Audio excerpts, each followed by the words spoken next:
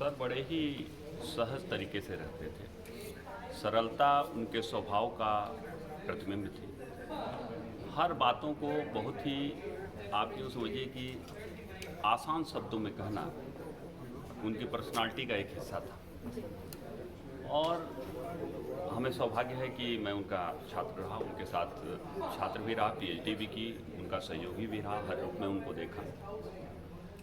वो ये कहा करते थे कि हम कितना ज्ञान अर्जित कर रहे हैं ये महत्वपूर्ण नहीं है, इससे ज़्यादा ये महत्वपूर्ण है कि हम कितना नित्य नए ज्ञान का सृजन कर रहे हैं। वो हमेशा ये विश्वास करते थे कि creation of knowledge is much more important than acquiring the knowledge, और इसीलिए वो सदैव शोध में लगे रहते थे। कहते थे कि शोध के द्वारा ही हम नित्य नए ज्ञान का सृजन करते हैं। वो यहाँ तक बोलते थे कि अगर हम कहीं फील्ड करने के लिए जा रहे हैं और अगर हमको बर्थ नहीं मिली तो हम अर्थ पे, ज़मीन पे ही बैठ के चले जाएं। फील्ड में भी जब हम लोग जाते थे तो बहुत ही अच्छी तरीके से हमें याद है कि गंगा पे जब हम लोग गंगा नदी पे काम कर रहे थे तो सर वहीं पे ज़मीन पे ही जो सैंड बार रहती थी उस पर बैठ के आराम करने लगते थे। मैं एक लाइन बोलता हूँ, जो भी आया है उसका जाना नहीं।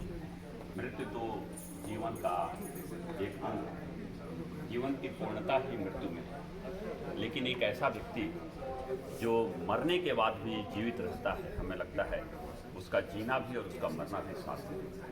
आज सर हमारे बीच में सशरीर तो नहीं है, लेकिन उनकी यादें, उनकी स्मृतियाँ, उनके दिए हुए संदेश, उनके दिए हुए बताए हुए तमाम ऐसे ज्ञान हैं जो कि सदैव विज्ञान में न सिर्फ अपने देश में बल्कि विदेशों में भी यथावत संचित रहेंगे।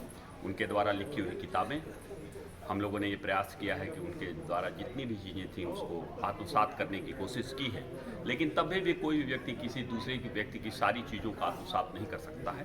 बहुत से ऐसे अनछुए पहलू रह जाएंगे जिसको कि हम लोग नहीं आत्मसात कर पाएंगे, लेकिन तब भी उनके सारे साथ रहे हुए लोग प्रयास करते हैं उनकी चीज़ों को आत्मसात करने के लिए, उनको लागू करने के लिए, और उनके सारे के सारे शिष्य जो हैं वो बहुत ही अच्छा शोध करने का प्रयास करते हैं।